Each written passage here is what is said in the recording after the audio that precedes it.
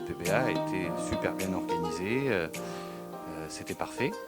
Les échanges étaient de qualité et les intervenants aussi. Les personnes qui sont intervenues à la tribune ont fait de très bonnes interventions, tout comme les camarades présents. Les débats ils sont intéressants parce que c'est souvent là où on confronte nos idées, aussi on parle de nos problématiques et souvent il y a quand même des solutions qui sont apportées par les gens qui sont les conférenciers, quoi, les différents interlocuteurs qu'on a eus ou entre nous même lors des offs. J'avais peur qu'on soit que dans les chiffres et on était plus dans les valeurs et l'avancée dans la reconquête idéologique et de valeurs. Donc je m'y suis retrouvée, je suis très satisfaite.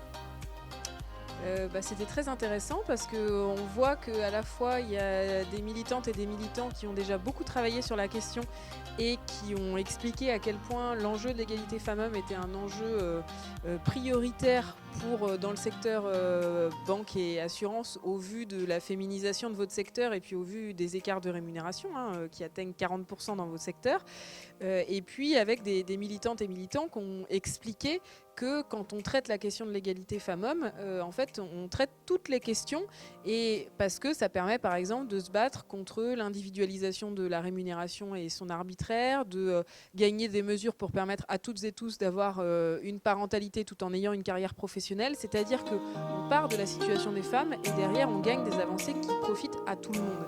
Nous avons également travaillé la question de l'égalité professionnelle.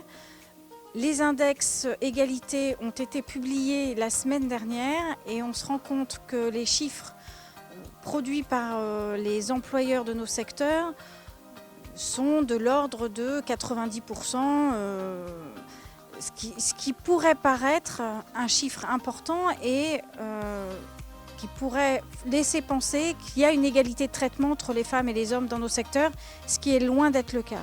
Donc nous avons décidé de travailler sur cette question-là pour pouvoir démontrer aux salariés que ce n'est qu'une question d'image pour nos entreprises et qu'il faut vraiment demander et réclamer l'égalité salariale, l'égalité de carrière entre les femmes et les hommes. Pour finir, nous avons travaillé la question de la formation professionnelle et de la réforme qui est en cours. On a parlé, c'est un peu technique, des opérateurs de compétences. La formation professionnelle dans les mois et dans les années à venir va être essentielle pour les salariés pour pouvoir s'adapter à leur poste de travail, mais aussi pour pouvoir s'orienter vers d'autres métiers, que ce soit dans nos secteurs ou à l'extérieur.